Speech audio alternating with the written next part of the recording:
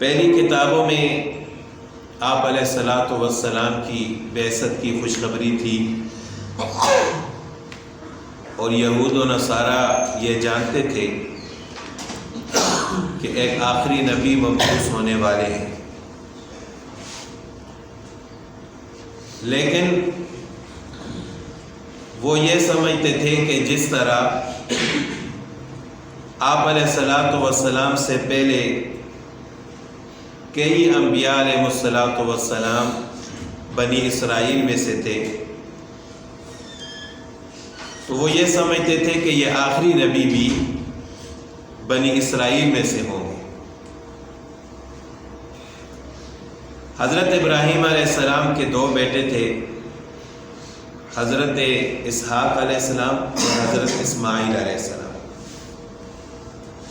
پھر حضرت اسحاق علیہ السلام کے بیٹے تھے حضرت یعقوب علیہ السلام، اور یعقوب علیہ السلام کا لقب تھا اسرائیل۔ تو بنی اسرائیل کا مطلب یہ یعنی حضرت یعقوب علیہ السلام کی اولاد۔ تو باقی کئی انبیاء علیہ الصلاۃ والسلام حضرت یعقوب علیہ السلام کی اولاد میں سے یعنی بنی اسرائیل میں سے تھے۔ تو یہ یہودی یہ سمجھتے تھے کہ شاید یہ آخری نبی صلی اللہ علیہ وسلم بھی بنی اسرائیل میں سے ہوں گے،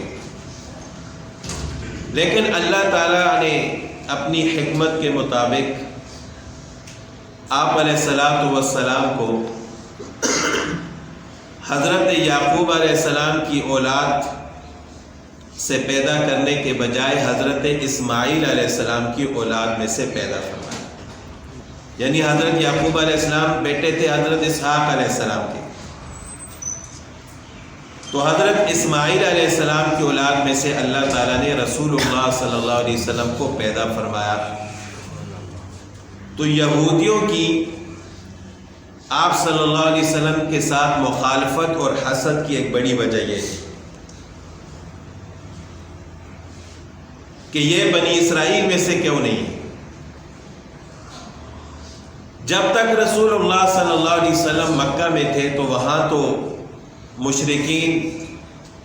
سر عام آپ صلی اللہ علیہ وسلم کی دشمنی کرتے تھے، وہاں یا تو کافر تھے یا مومن تھے، منافق نہیں تھے۔ لیکن جب رسول اللہ صلی اللہ علیہ وسلم مدینہ میں تشریف لائے تو جب یہودیوں کے ساتھ معاہدہ ہوا، پہلے بھی میں نے اس کا ذکر کیا ہے میثاق مدینہ کے نام سے، تو بظاہر تو یہودیوں نے یہ معاہدہ کر لیا کہ نہ ہم مسلمانوں کے ساتھ چھیڑیں گے، نہ وہ ہمارے ساتھ چھیڑیں گے، ہم نہ ان کے مذہبی معاملات میں دخل اندازی کریں گے، نہ وہ ہمارے معاملات۔ تو بظاہر یہ معاہدہ کرنے کے باوجود ان کے دل میں جو حسد کی آگ تھی وہ بھڑک رہی تھی، اور کئی لوگ یہودیوں میں سے مسلمان ہو گئے، اور کئی لوگ ایسے تھے کہ جو بظاہر مسلمان تھے لیکن حقیقت میں وہ یہودی تھے، جن کو منافقین کہا جاتا ہے۔ اب ایک طرف تو معاہدہ بھی تھا اور دوسری طرف وہ کھل کر رسول اللہ صلی اللہ علیہ وسلم کی مخالفت بھی نہیں کر سکتے تھے۔ ایک تو معاہدہ ہو چکا تھا اور دوسرا یہ